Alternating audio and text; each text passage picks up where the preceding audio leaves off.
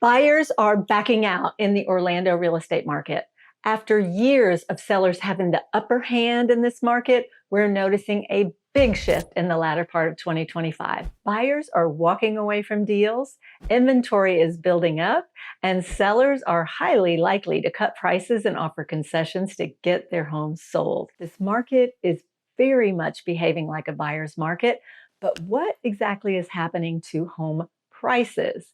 Is the Orlando housing market taking a turn for the worse? Today, I'll give you the latest on the real estate market here in Orlando. I'm Kathy Williams, and I'm one half of a mother-daughter duo, Team Williams, and we are your Orlando relocation experts. I want to tell you a story about some buyers that I worked with recently. So I had some buyers who found a home that they really liked, and it seemed to check off most of the boxes that they were looking for. So we put an offer in, and they decided to go over asking because they needed to make the offer contingent on the sale of their home. So in fairness, for the risk the seller would take, they offered over asking. The seller came back with a counter of $20,000 over their offer.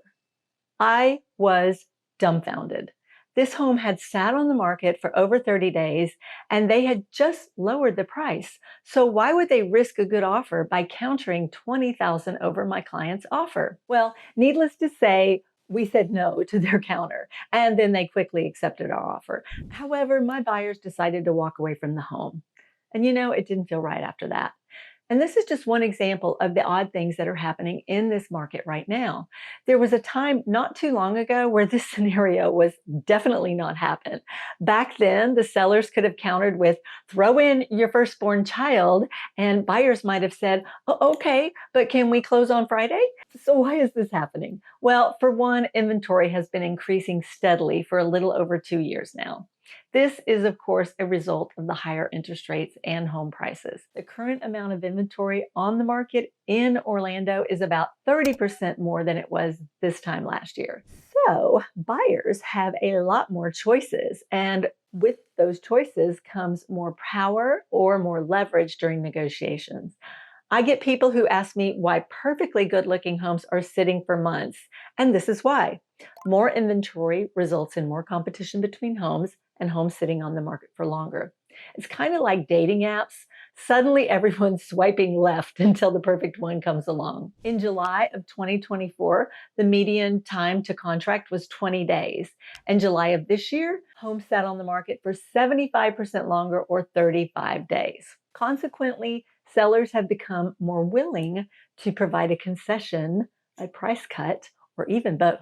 People are not talking about how Orlando is in the best buyer's market we've seen in years. It's always the doom and gloom. I recently looked at a chart showing the months of supply of inventory over the last couple decades. We are currently at 4 months of supply of inventory, which we haven't seen since 2015. By textbook, a 4-month supply of inventory is considered a balanced market where sellers and buyers have the same amount of leverage.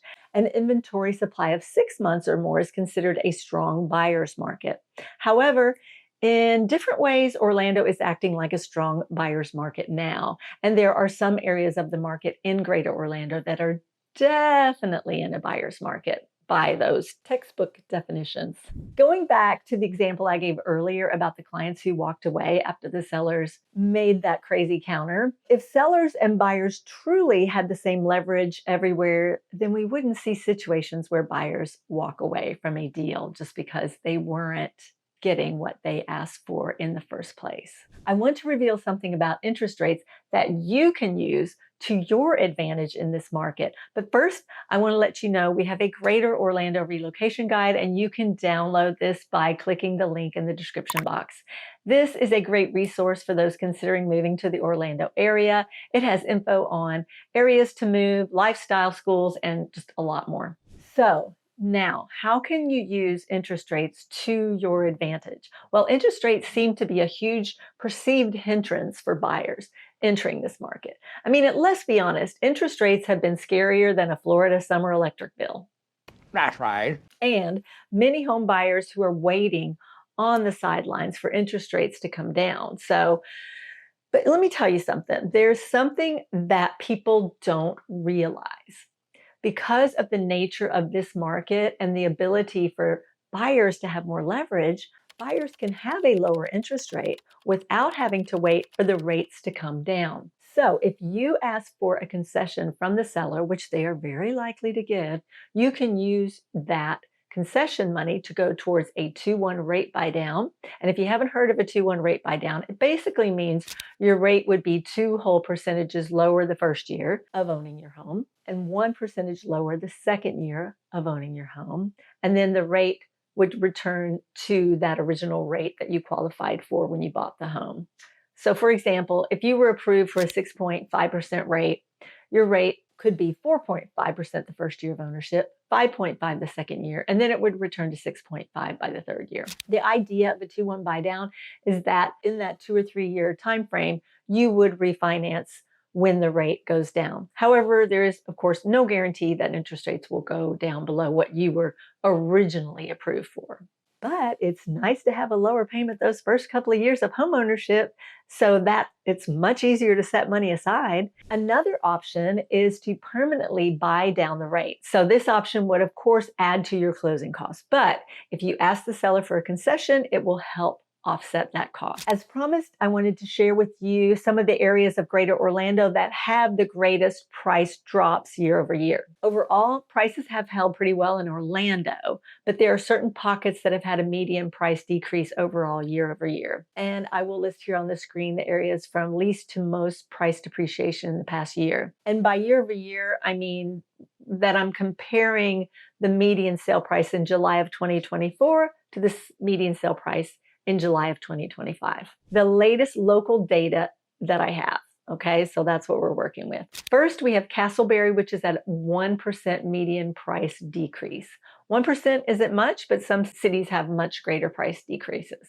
Sanford currently has the greatest price decrease at 9%.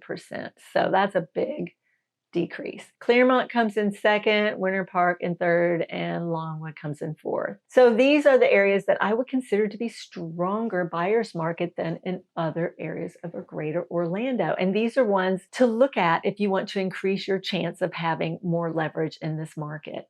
Although I would say almost everywhere in greater Orlando, you can get a much better deal than in previous years. I was in this market over the summer myself. I did it.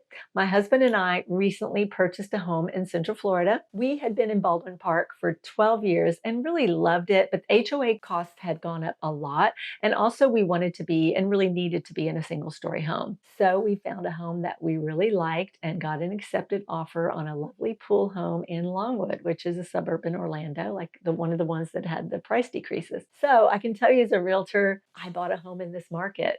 So I'm not telling you something to do that I wouldn't do. And we got a good deal. And I also sold my home in Baldwin Park in record time. I mean, one day.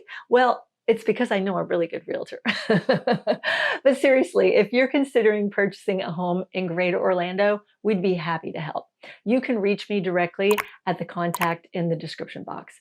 Don't forget to download the Greater Orlando Relocation Guide by clicking the link in the description box as well. I hope you found this helpful, and thank you for watching. Have a great day. We'll see you next time. Bye-bye now.